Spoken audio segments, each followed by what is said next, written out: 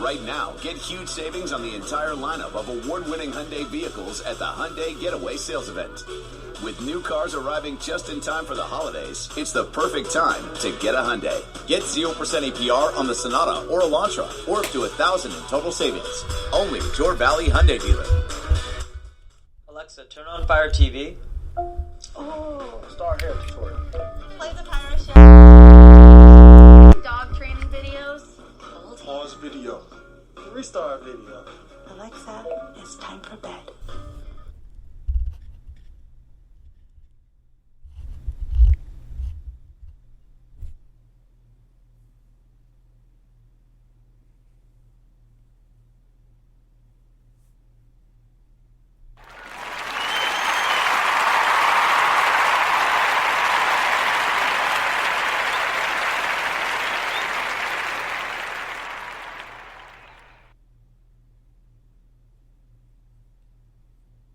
Two teenagers in Iowa are charged as adults in the murder of a local teacher. They're due in court tomorrow for a bond hearing. The victim, 66-year-old Nohima Graber, taught Spanish at Fairfield High School, where the 16-year-old suspects are students. The bail for both teens is set at $1 million. Overseas, Iran is preparing to meet with world powers over the 2015 nuclear deal. That deal promised sanctions relief in return for Tehran curbing its nuclear program. That meeting will take place November 29th in Vienna. Before that, though, the head of the International Atomic Energy Agency, or IAEA, is set to visit Iran tomorrow. The agency recently determined Tehran had again increased its stockpile of highly enriched uranium beyond the limit laid down in the agreement. Iranian officials say they hope the visit will be, quote, constructive. Thousands of Afghan refugees have been temporarily housed at the Indiana National Guard's Camp Atterbury training base these past few weeks. Indiana Governor Eric Holcomb is set to give an update tomorrow on resettlement efforts. Officials previously indicated their goal was to have all or most refugees resettled by mid-November.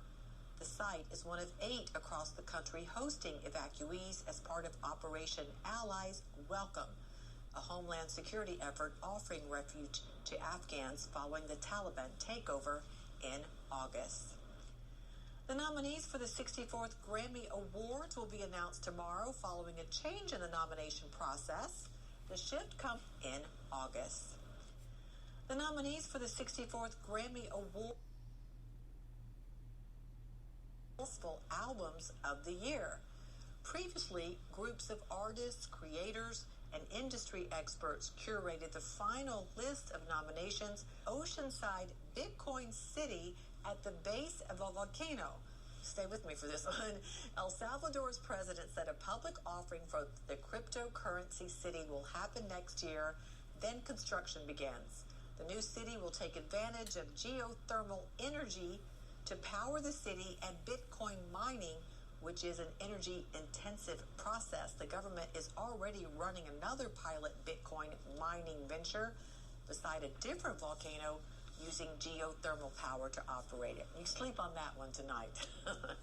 Okay, finally tonight, Thanksgiving is fast approaching, but it's already looking like Christmas at the White House. The official White House Christmas tree arrived at 1600 Pennsylvania Avenue, hauled in by horse and carriage. First Lady Jill Biden received the tree and wished a happy holidays and a great Thanksgiving to all in attendance. The 18.5-foot Fraser fir comes from North Carolina. It will be placed in the Blue Room of the White House. Its delivery kicks off the annual process of decking the White House halls. For all of us here at Evening Debrief, thanks so much for joining us. I'm Natalie Allen. We'll see you here tomorrow.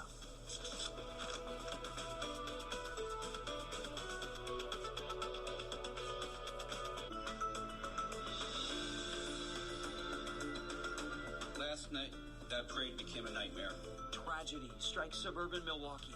A man whose family had just finished walking in the parade is with us. I saw what looked like people, bodies lying still in the middle of the street.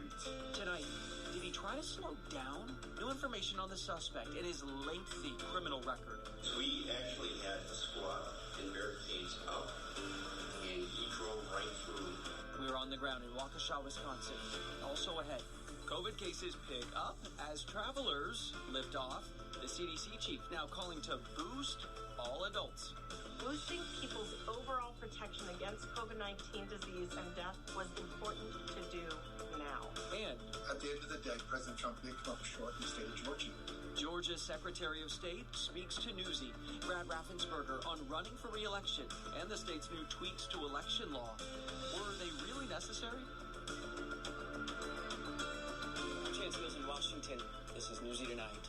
A day of joy turned to chaos and loss, just like that, in moments, in just a few blocks.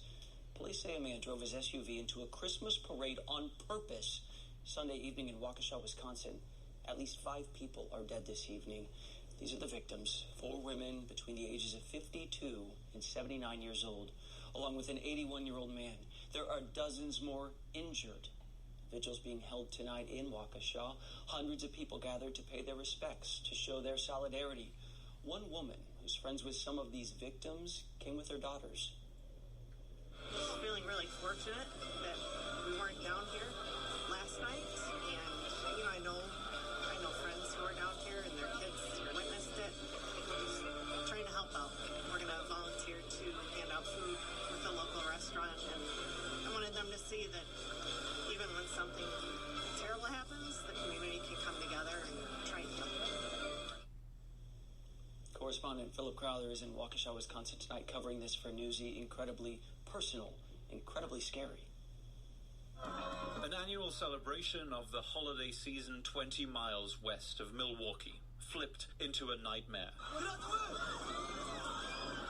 An SUV barreled through barricades in Waukesha, Wisconsin, directly into a crowd of dozens.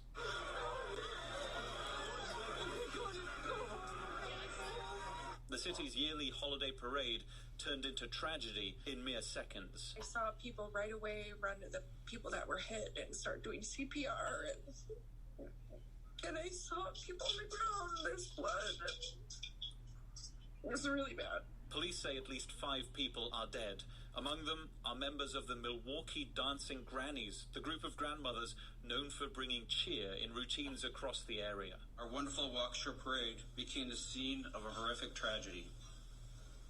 Last night, that parade became a nightmare. More than 40 others left injured, including 18 children, with several now in critical condition. The injuries from Sunday night will go well beyond the physical and will take time to heal. Investigators are naming 39-year-old Daryl Brooks as the lone suspect. He now faces 5 counts of intentional homicide. We are confident he acted alone. Brooks was released from jail just 2 days before the incident on a $1,000 cash bail for running over the mother of his child. Investigators say Brooks was involved in a domestic disturbance moments before this latest tragedy. I responded to the scene, and what I saw out of chaos and tragedy was heroes. First responders and the community coming together. A city of 72,000 left in shock as debris and crime scene tape lay on the streets known for celebration and coming together for the holiday season. Angelito Tenorio is an alderman for the city of West Allis District 1 and a candidate for Wisconsin State Treasurer. He had just finished marching in this parade and was there as the horrifying crash unfolded. Angelito, first of all, thank you for joining us. This is a really, really difficult time for you and your community. Thank you. Thank you for having me. We're now just about 24 hours out from this, and I'm sure sometimes the shock is still setting in. How are you? I'm still feeling pretty shaken, still feeling pretty raw. My family and I were still processing everything that has happened in the past 24 hours. So still processing and decompressing from everything that happened yesterday. You would have been in the roadway at the time, and you had just finished marching. You said your family was there as well? That's correct. So I'm a candidate for Wisconsin State Treasurer, and I was marching with the Waukesha County Democrats, and we were towards the front end of the parade. And our group, we had just finished the route, and my family and I, my mom, my brother, my sister's boyfriend, and my campaign manager, we decided we wanted to circle back to catch the rest of the parade. And As we were heading back towards Main Street where the parade was, that's when I saw an SUV just barreling down the parade route. And I distinctly remember the sounds. I remember the sounds of band music playing. And then I remember the revving of an engine. I remember an engine roaring. And then I remember seeing the vehicle just driving so fast. And then I remember a loud bang. And immediately just screams, deafening screams and crying coming from people who attended and who marched in the parade. And then at that point, it was truly horrifying. Absolute chaos. People didn't know where their loved ones were. I remember people calling, crying for the names of their kids, their loved ones, their family and friends. People were leaving behind their belongings and just fleeing the scene. And I distinctly remember once the crowd cleared out, I saw what looked like people, bodies lying still in the middle of the street. The suspect is charged with first-degree intentional homicide. About 50 people were hurt. At least 5 people died because of this. And you say you heard the engine roar. Did you ever hear him hit the brakes? Did you see him try to swerve? I don't. It all happened so fast. So I just remember the sound of the engine revving. I don't exactly know if the person hit the brakes or if they were swerving. I just remember the car driving fast into the crowd. Mm-hmm. We know the suspect, and he's not been found guilty, but he has a mile-long rap sheet stretching back 2 decades. The DA there has admitted he was let out of jail just a few days ago on charges of domestic abuse and battery, violent crimes, resisting arrest, bail jumping, and then he was let out on $1,000 bail. Is the community upset about that? Yes, that's what I'm hearing from community members in the area. People are still hurting. People are feeling very raw at this point, especially early on, still processing what has happened today or what has happened yesterday and trying to make sense of this senseless act of violence. So people are in tears, people are hurting. And I'm really hoping that we can come together as a community. I'm really hoping for healing and strength and resilience. I know you are running for public office because you see something special in your community and you see a bright future for your state. Today's a really dark day, clearly. What gives you hope right now? The people of the community give me hope. I've been traveling the state, meeting folks on the ground, and honestly, before the tragic events of yesterday, gathering in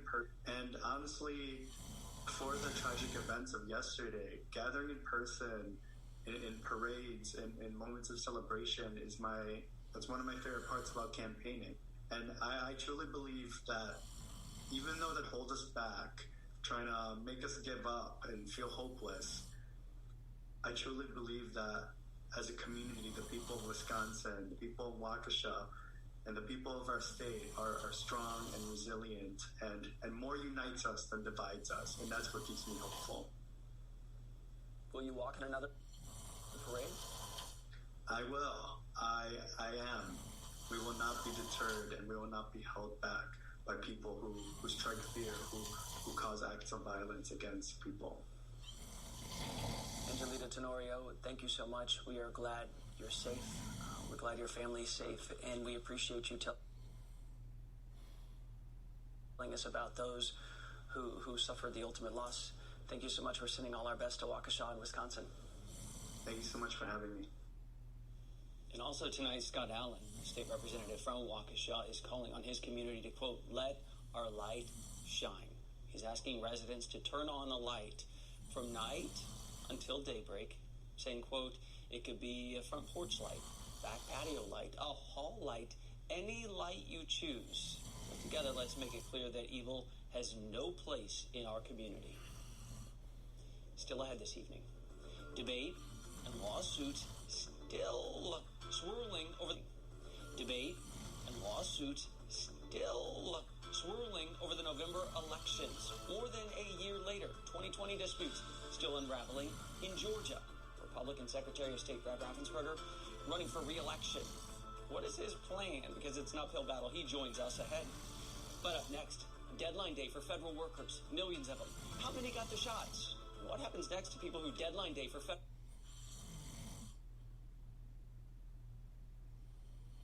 workers? Millions of them. How many got the shots? What happens next to people who didn't? It's raining. It's pouring. During bad weather, driving can become downright dangerous. Theo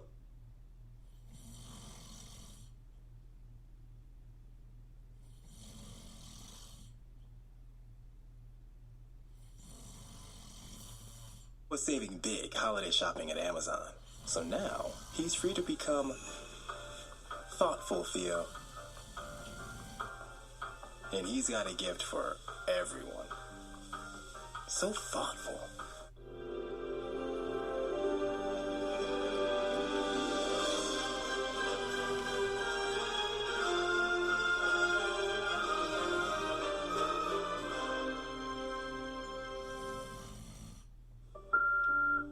The blood test for your polycythemia vera is confirmed for tomorrow at 2.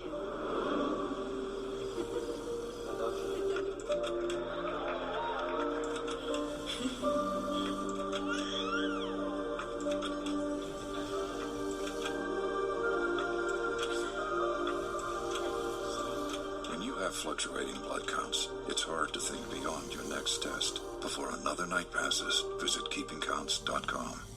Senator Kirsten Sinema knows that effective leadership means standing for principle and purpose. She doesn't go along with the pack just because it's politically convenient. She fights for bipartisan solutions that serve Arizonans' best interests. Infrastructure, building up Arizona, healthcare, the environment. Senator Sinema is tackling complex problems head-on and consistently doing what it takes to get the job done. We stand with Senator Sinema because she stands for and with us. Mexico is in us. Get the news fast, everywhere you want it, anytime you need it. 12 News is on Fire TV. Stream live news. Watch on demand. 12 News. Stream now on Fire TV. While we're proud of our long history of saving pets, we're not the same Arizona Humane Society we were. Our new life-saving programs are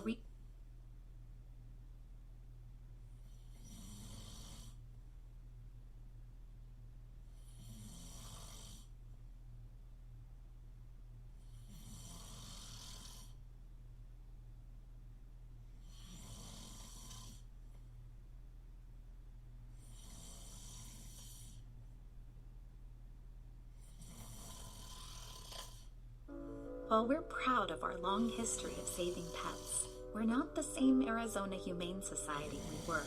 Our new life-saving programs are redefining the very notion of the word humane. We have one purpose: to save lives. Testosterone levels. That does it. I gotta get Nugenics. Just send a text for a complimentary bottle. And by the way, she'll like it too. Get your complimentary bottle of Nugenics now. Text SHOP to 369-369.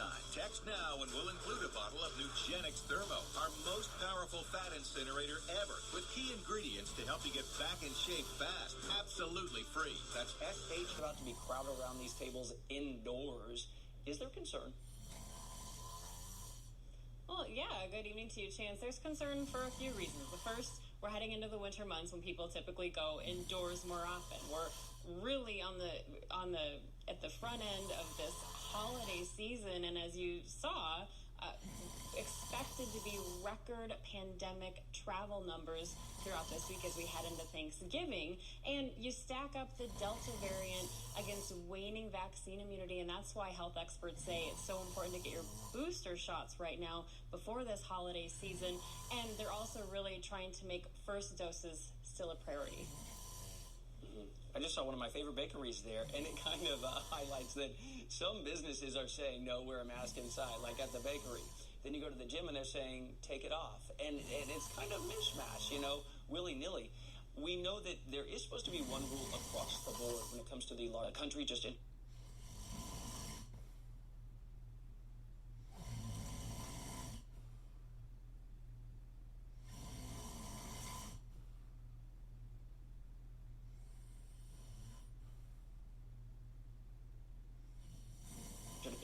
nationwide lockdown due to a rise in COVID infections.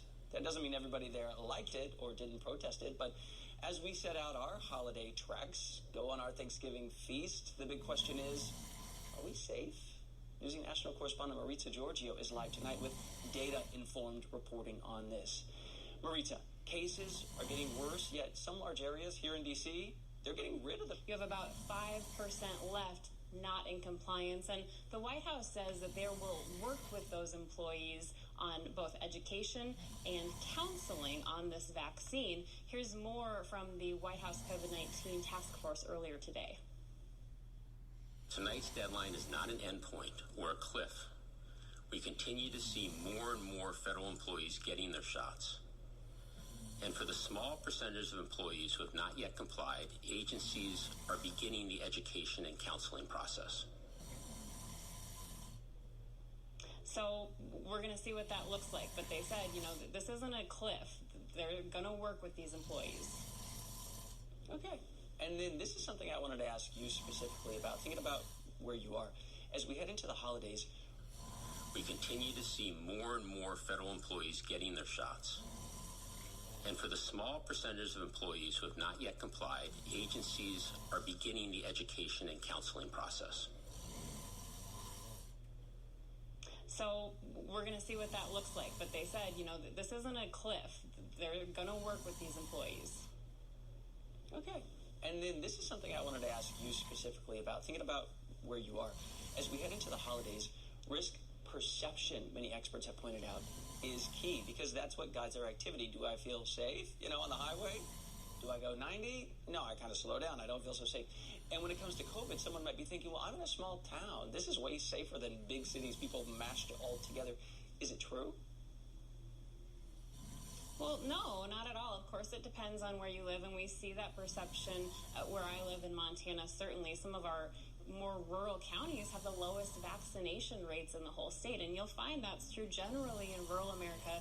Vaccination rates are lower than urban areas. You also have generally less COVID-19 precautionary measures in place, things like masks. And then lastly, if you take a look at the actual numbers, you'll see that the average death rate per capita is much higher in rural America. Mm-hmm. So extra safe. Everybody wants to enjoy their family, the holidays, and breathing freely, but just being extra careful makes sense. Maritza, so much to consider heading into this holiday week. Have a happy Thanksgiving if I don't talk to you. You too. For most COVID patients, have a happy Thanksgiving.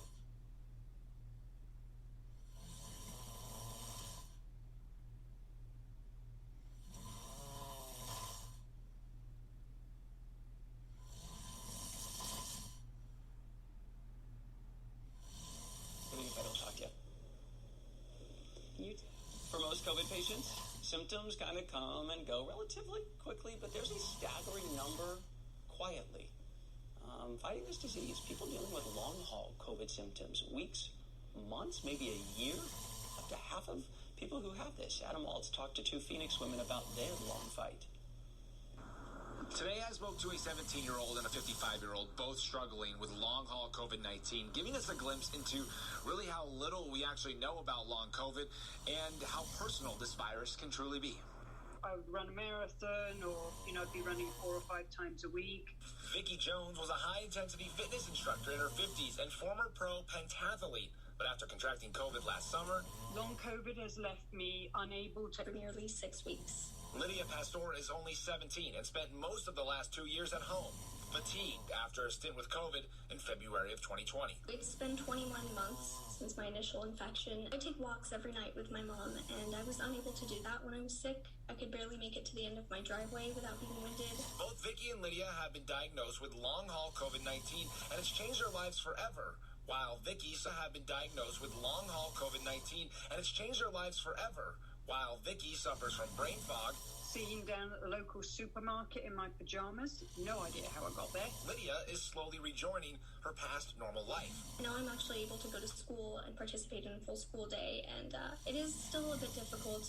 I find that I'm still pretty tired at the end of the day. A study from Penn State State College of Medicine estimates more than 100 million people will suffer from long COVID, meaning anyone showing COVID symptoms after 6 months since first getting the virus. Yet more research is needed for this very personalized illness. Long-term neurological issues such as that long-term COVID brain, and other people are feeling some long-term breathing difficulties. So it's just a little bit different in everybody. Both Vicky and Lydia, more than 50 years apart in age, with their health changed forever, are hoping they can support others still battling COVID years down the road. Very grateful that I can coach some people with long COVID because I've become a breathwork coach. Despite the fact that we all may have different physical symptoms, we're all facing a social stigma associated with chronic illness. And so as I continue to get better, I've tried to deepen my involvement as an advocate for people like myself. Donald Trump's #1 target, refusing to overturn his state's election outcome in 2020. Georgia Secretary of State Brad Raffensperger joins me next. I'm asking him, why run again? Also, was Georgia's new voting bill in voters' best interest? Talking about that and more next. The other pan, but not for Granite Stone. It just doesn't stick. Nothing sticks to this pan. It is truly amazing. Non-stick really means non-stick. Granite Stone will be the last pan you'll ever need because it's pressed from a solid aluminum disc for even heat.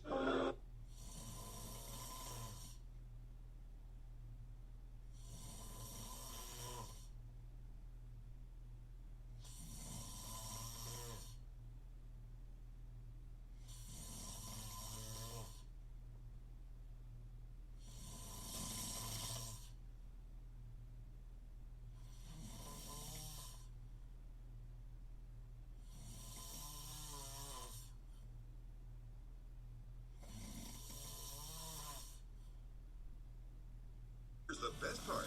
Granite Stone is in stock and available for immediate shipping from our U.S. warehouse. We'll even ship your entire order free. That's right, free shipping. Here's how to order.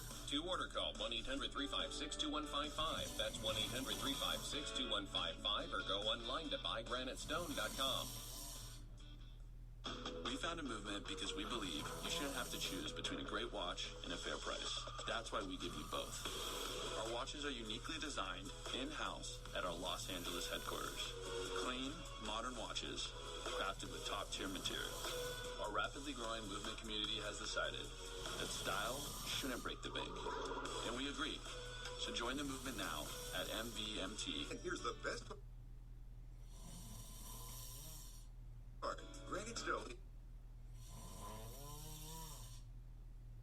is in stock and available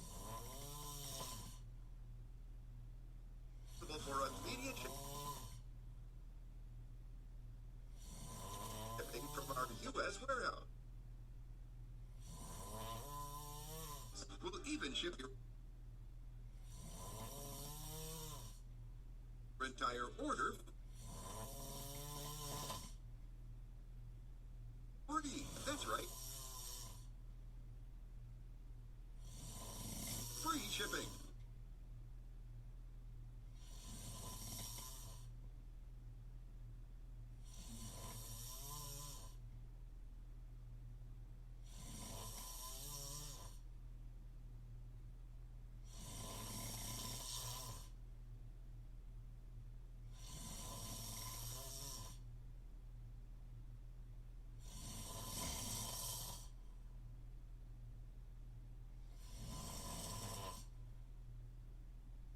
Transferable skills.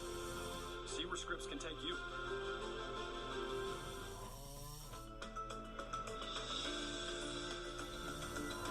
Back now on Newsy Tonight, I'm Chance Seals. The end of 2021 is fast approaching. You can feel it, but fights over the 2020 election are still playing out in court. Take a look at this headline. This is from last month. Georgia ballot inspection case out in court.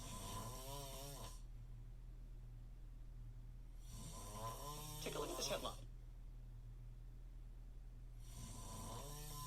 This is from last month. Georgia ballot inspection case dismissed after no fraud found. The lawsuit was filed by supporters of former President Donald Trump. They wanted an outside review of absentee ballots from Fulton County, Georgia. But investigators told the court there were no counterfeit ballots to be found, and the next day, a judge tossed out their case. It was the last major lawsuit over Georgia's 2020 election. And remember, ballots were counted 3 times at this point, including once by hand in a risk-limiting audit. Secretary of State Brad Raffensperger responded to the now-dismissed lawsuit. He tweeted this, quote, "Georgia's elections were accurate and secure, and the courts continue to affirm that." Let's bring in the man behind that tweet tonight for more insight. He's Georgia's Secretary of State, a well-known guy by a voter or their loved one. If things were accurate and secure, what problems did the new voting law fix? Well, number one, we moved away from signature match and migrated to driver's license number with photo ID for identification of absentee ballot. That was really something that I think helps strengthen the system. It strengthens confidence. We had been sued by both the Democrat Party and the Republican Party over signature match. They said it was subjective. So we used driver's license number and your birthday, day, month, year. That's very similar to what they've been using in Minnesota for 10 years now. You lay out a few of the things that may be benefits, like being able to easily match an ID.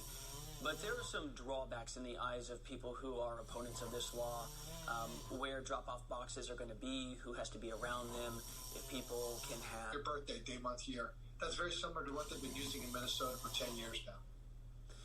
You lay out a few of the things that may be benefits, like being able to easily match an ID. But there are some drawbacks in the eyes of people who are opponents of this law, where drop-off boxes are going to be, who has to be around them, if people can have, water in line or something like that, give out the gifts, and for people.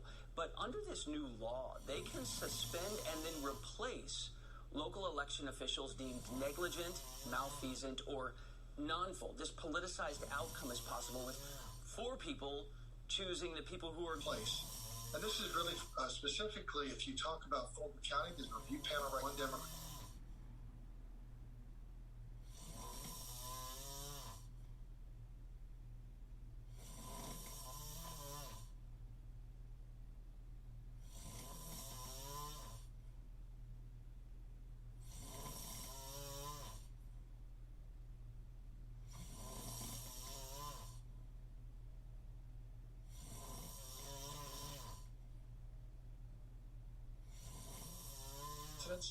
But the entire state of Georgia, when over 10% of your voters live in one county. President Trump hates you, he says pretty much. Republicans in Georgia seem to turn on you. There was this one Politico article that stuck with me. The headline said, "He's toast." I don't know if you saw that article, but that's how a lot of people felt. Why do you want this job again? Well, I've shown that I'm one of the few people, if not the only person, that will stand in the gap and make sure that we have honest and fair elections in Georgia. I'll make sure that we have continuity in this office. We have an accountability measure to keep lines shorter than 1 hour, and we'll be implementing that to make sure that voters have a great voting experience. Lines are less than 1 hour. We also have record corporation formation, so our office does a lot more than just elections. So we have record corporation formations have a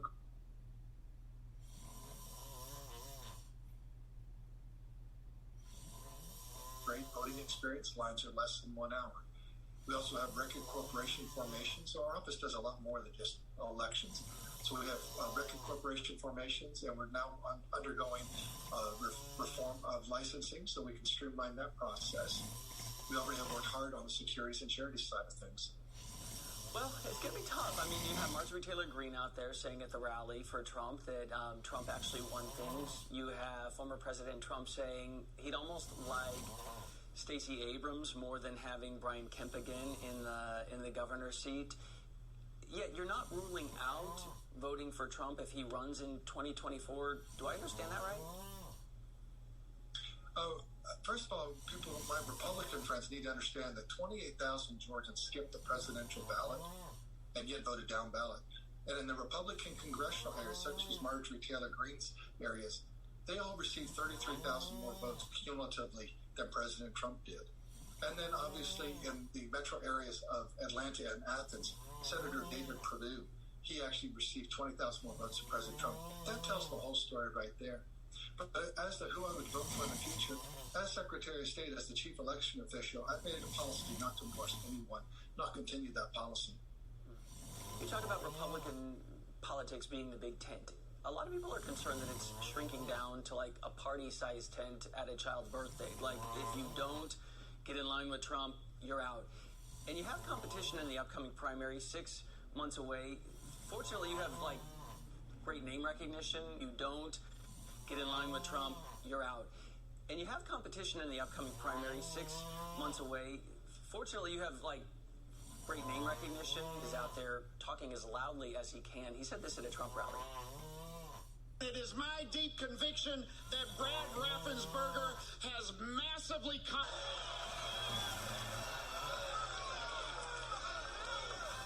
He has opened wide the door for all sorts of irregularities and fraud to march into our election system.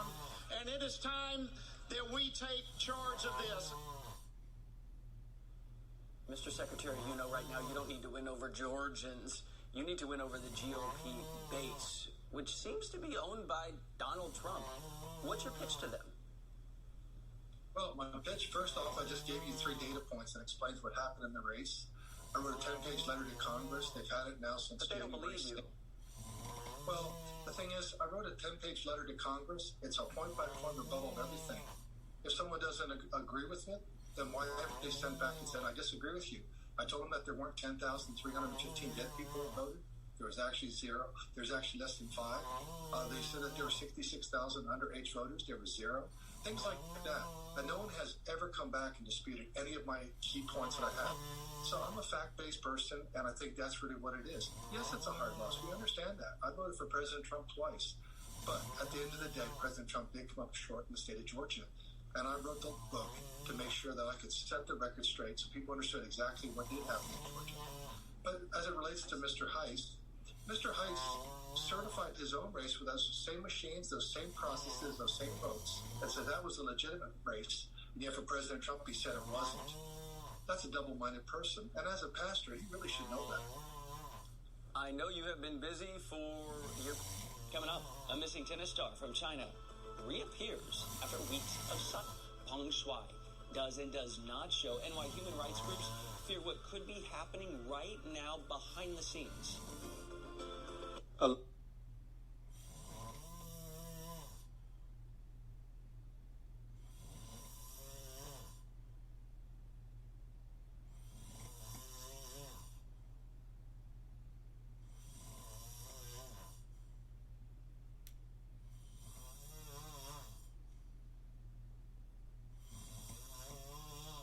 Alexa, play our favorite song. Okay.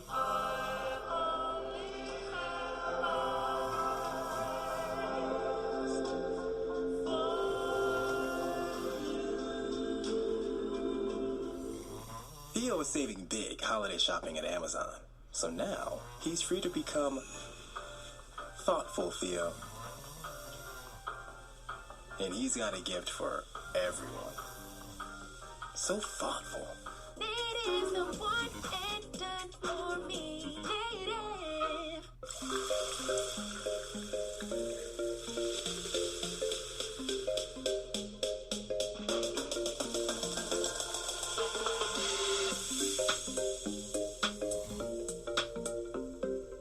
Decade, and no one who saw that alley that night ever slept quite as peacefully again.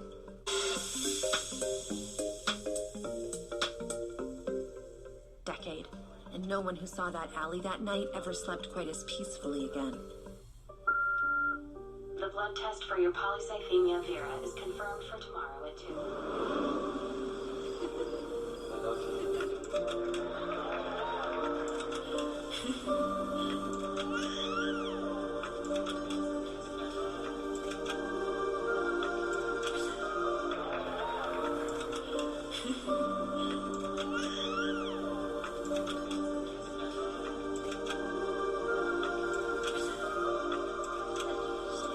When you have fluctuating blood counts, it's hard to think beyond your next test. Before another night passes, visit keepingcounts.com.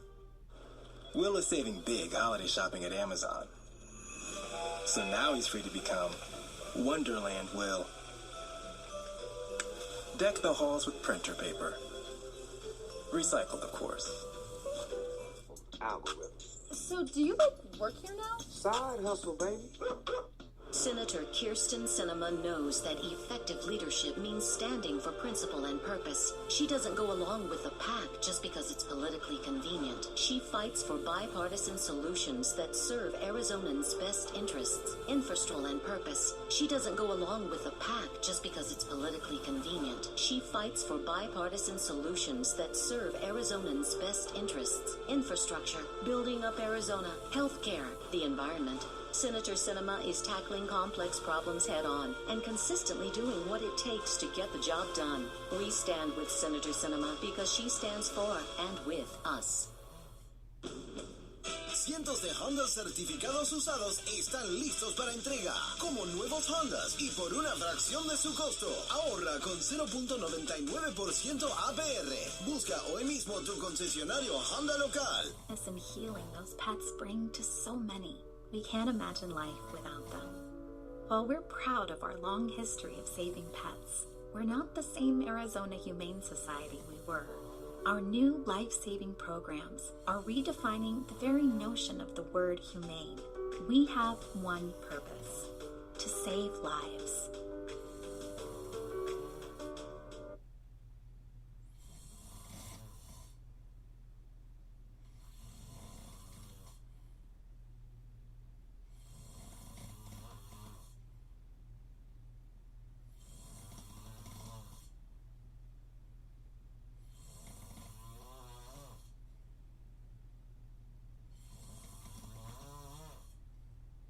Spoke to Pong in a video call. She told him she was safe and well, just wants some privacy right now. But Pong was not alone on that call. There was a Chinese Olympic. She's being coerced by the state. It comes weeks after the star vanished from the public eye suddenly.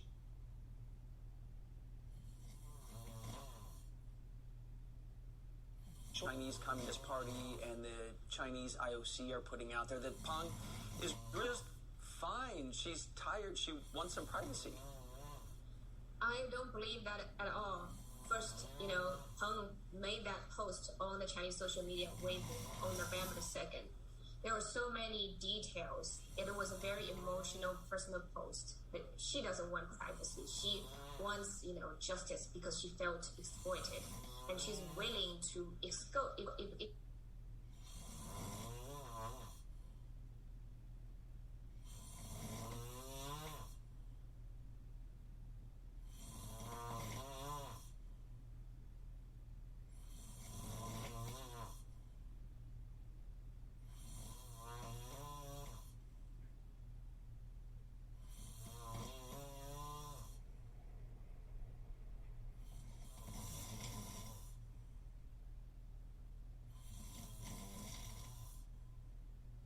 posted by,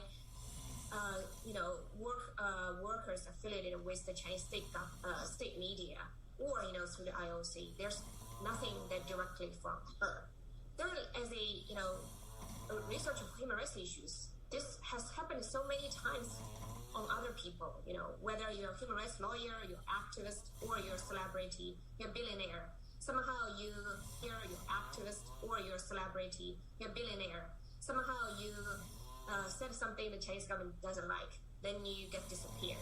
Later, you re-emerge in some kind of video, say, I'm fine, I'm doing well. So this happened many times before. So, I don't think the IOC, statement is any more assurance of her safety. And you were just pointing this out, that it seems nobody is untouchable, whether it is this super famous star and she disappears because apparently she wasn't paying her taxes or something.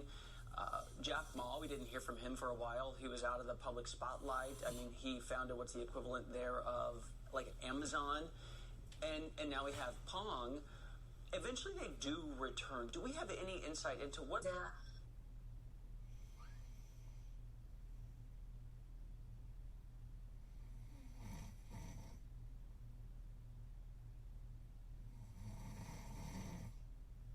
funding being celebrities. I mean, I would say, they were not free. They were under some kind of constraint, and they were under some kind of surveillance by the state. I want to say that, be in China, if you understand the unaccountable power of the Communist Party, you don't need